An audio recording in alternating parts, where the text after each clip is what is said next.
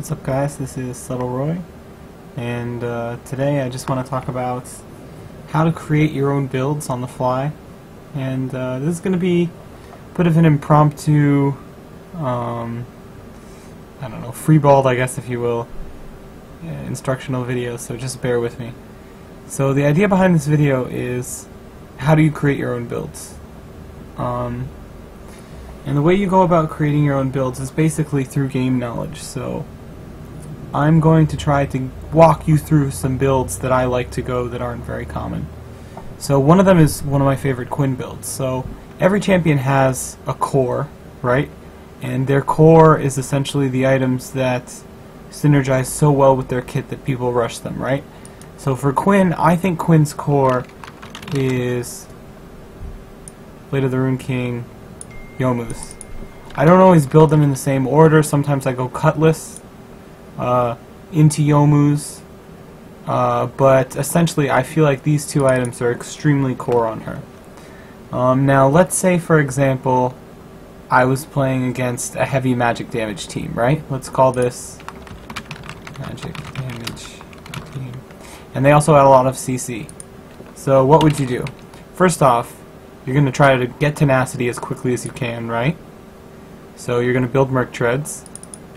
Second off, you're going to build a Quicksilver Sash, right? So at this point, you're sitting on 30, 25. That's 55 magic resist, right? And it's pretty solid. You're not too far into this build as it goes. You've still spent less on the magic resist than you have on either of your core items because it's 1450 gold, and Youmuu's is, oh no wait, 2450 gold, sorry. That's my mistake.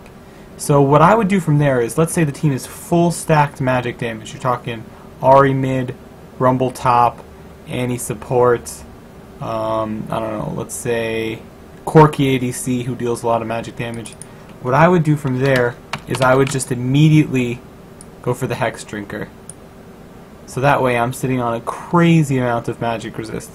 But then, to take it an even step further, since I usually play Quinn top, and when you're playing a top laner, you're not necessarily the only damage source for a team, I would go ahead and I would build a Banshee's Veil. So my final build would look something like this. It would look like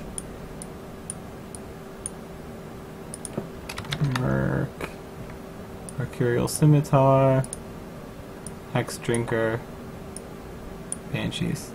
Okay, now this build is 55 magic resist, 40 magic resist plus the extra magic resist depending on how much damage you take, so we'll just call it 40. Let's call it 45 so we can split even at 100. Or let's call it, yeah, let's call it 45. So 45, 50, that's 100, 35, 135, 25, 100, 60. So this is 160 magic resist on top of Quinn's core build, and she's also getting Maw of Malmatoris, which gives AD, and Merc Scimitar, which gives a lot of AD. So this is the magic resist build.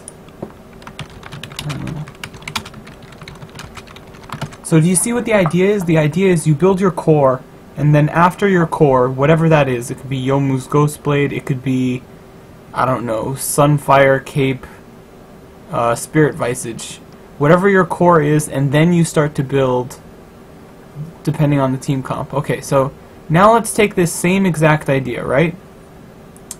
Let's say instead of a full magic damage team, I was playing Quinn against Zed mid and Riven top with Rek'Sai jungle, right? Just full, and Draven ADC, just full physical damage team. So this is the build that I would go against them. I would build my core, so I would build Youmuu's Blade. And then what I would build is I would build Ninja Tabby.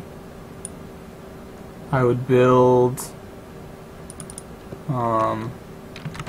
Randuin's. You could also build a Frozen Heart if you want to, but I don't think CDR is entirely necessary on Quinn. It's nice, it's just she doesn't really need the mana. I would much rather have this low in the health. And then from there, it's completely subjective what I build. I could build Iceborne Gauntlets. I just said she doesn't need the mana, but you know what? I'm gonna forgo this item. You can build a Thorn Mail, and then to round out the build, you could build something like a Frozen Mallet, just to get the extra health. So you see what's going on with this build is you're stacking resists for whatever you're dealing with. So we'll call this Final Physical Damage build. So the thing both builds have in common is the core items. Core items differ from champion to champion. Some champions don't even have core items. You can just build whatever you want, and it won't really hinder the champion necessarily. So, and also what people perceive to be core is very different depending on who you ask, because people like to play their champions differently. So I'm trying to think of another example of something you could do along the lines of this. You could swap out the Frozen Mallet for a Bloodthirster because you're not dealing with anyone tanky. And yeah, that's actually the build I go, so let me do that. Bloodthirster. This is the build that I would go, and I'll explain why. So the basic idea is if you're playing against all assassins, no one is going to build tanky. Maybe Rek'Sai will build tanky, but he's not going to get tanky enough to defend his backline. And lifesteal is most effective against squishy targets, because squishy targets get hit the hardest, and therefore squishy targets return the most health back when you hit them. So in a straight up 1v1 duel, whoever has the most lifesteal and the least armor is probably whoever has the most lifesteal against the target with the least armor is probably going to win. So this is the build that I go against full physical damage assassins, or something like this. It might vary a little bit depending on the game. But yeah, so these are two instances of how you can change your items to better adapt to a game and the necessities of a given game. So let me think of another instance of something we could do. Okay, let's say you're playing Lysandra, right? Let's say you're playing Lysandra and you are playing against Zed. So this is a different instance where the core item is changeable, and depending on how you're doing, you can build one of several things. So if you're doing well, what you want to do is build a Morellonomicon. If you're not doing so well, what you want to do is rush Zhonya's. So this is what I would consider her core, and it just so happens that her core happens to also counter Zed. But let's say she's playing against a full physical damage team, right? So if you're playing against a full physical damage team, what are some of the options that you have to just get a little bit beefier so that way you don't get dumpstered in team fights? So one of them, build Ninja Tabby, of course, off the bat, just because Ninja Tabby really help. Another one is try to build items that have health on them. So what you can do is you can build, I don't personally go this build all the time, but it's still fairly viable. You can go for the Liandry's, because Liandry's gives 300 health. And then from there, what you can do is you can build a Rylai's Crystal Scepter. So at this point you have 400 extra health and 300 extra health, plus the 50 armor from your Zhonya's and the 25 armor from your Ninja Tabby. So you're really tanky. This is a don't die build. It's not the highest damage build, but it's a build that's going to help you survive team fights if they're really, really rough. I don't really love Rylai's on Lysandra. It's cool, it's really annoying to play against, but it's just not entirely necessary. For a last item, I would probably say Void Staff, but if they're not building magic resist, you can just go ahead and get a Rabadon's anyway. Because a lot of the times in full AD comps, they have no tank. So you just capitalize on it the best you can. So I'm going to call this build Lysandra versus Heavy AD. Okay? Now, let's take the same scenario, right? You're playing Lysandra. You're playing against a full AP team, just 100% full AP. They have CC up the wazoo. It's a massacre out there. So what do? Okay, so your core is essentially going to look something like this. If you're getting dumpstered really hard in lane, you're going to rush an Abyssal Scepter, because that gives right off the bat 50 magic resist. If you're doing okay in lane, you're going to rush an Unholy Grail and Merc Treads. So these items are what I would call core against a really heavy AP comp. You don't have to build them. You don't even necessarily need an Unholy Grail. I just think CDR is really nice on Lysandra. And then from there, if you're playing really defensively and you're just, like, let's say there's a style of Lysandra where you're just initiating and using your ult, you're going to want to Zonias. And then from there, you can go,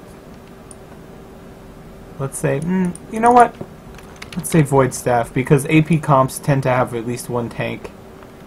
Void Staff, and then let's just say a Banshee's Veil, since QSS doesn't really do anything. So yeah, are you starting to see how the enemy team's composition should affect your build? It should always affect your build. So we're going to call this Lysandra versus Heavy AP.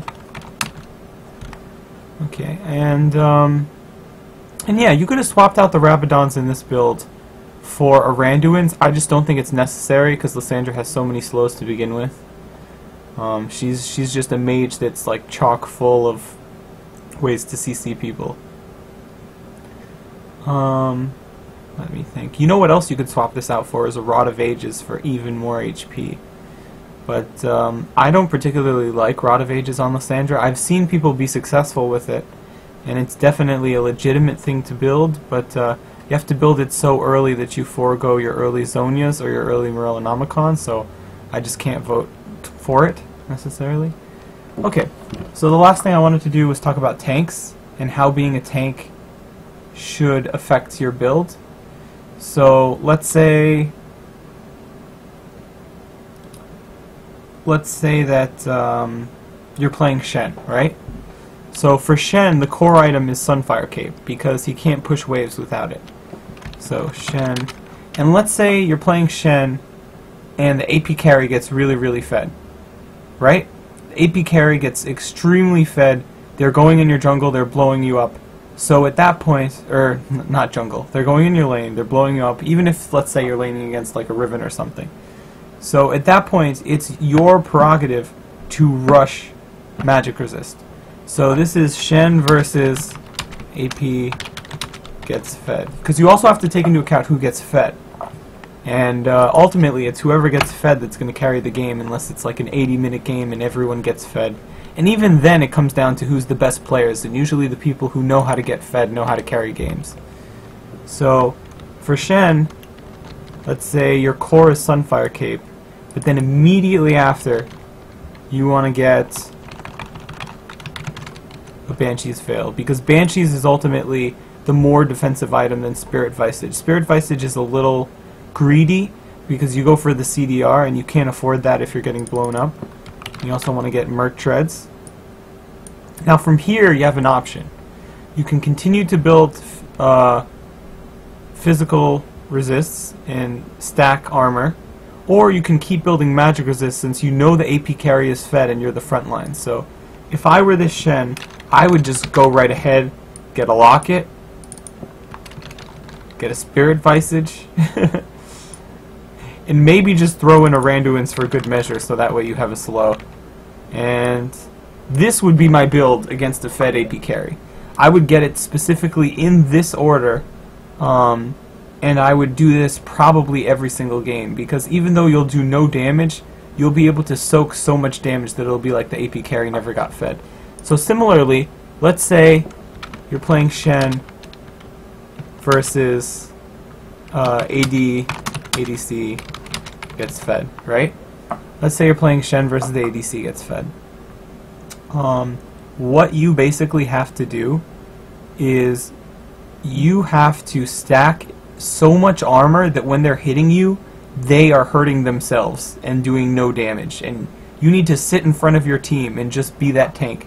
So I'm going to show you what that build would look like. First off, you need your Sunfire Cape so you can push waves. That's the core. Then you need Ninja Tabby. This is why a tank is every ADC's worst nightmare if there's no mixed damage on the team. Because tanks can get to a point where ADCs just don't do damage to them. You need a Thornmail or a Randuin's, depending on the situation. I would go for Thornmail because it's more of an aggressive item, and it helps you push waves also. Then I would go for Randuin's for the slow.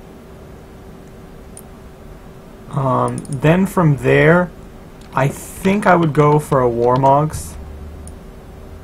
And I have one extra item slot left, so I would say, even though I'm playing Shen, Iceborne Gauntlets would be my last item. Just because, oh no, you know what? I don't need an Iceborne Gauntlets. You can go for the, what's the name of that item? Ohm-Wrecker. You can go for an Ohm-Wrecker. It gives health, it gives everything. Yeah, so this build is every ADC's worst nightmare, and it is one of those do or die, stop the ADC from carrying builds. You just sit in front of the AD carry and soak damage, and you can soak enough damage for your backline to do 3 times as much damage, even if they aren't fed. So it's a ridiculous build. I want to talk about AD carry builds, but I feel like that's a longer discussion. So I think that I'm going to leave this discussion where it stands and possibly expand that into its own thing. So for now, this is going to be Subtle Roy signing off. See you guys next time. Bye.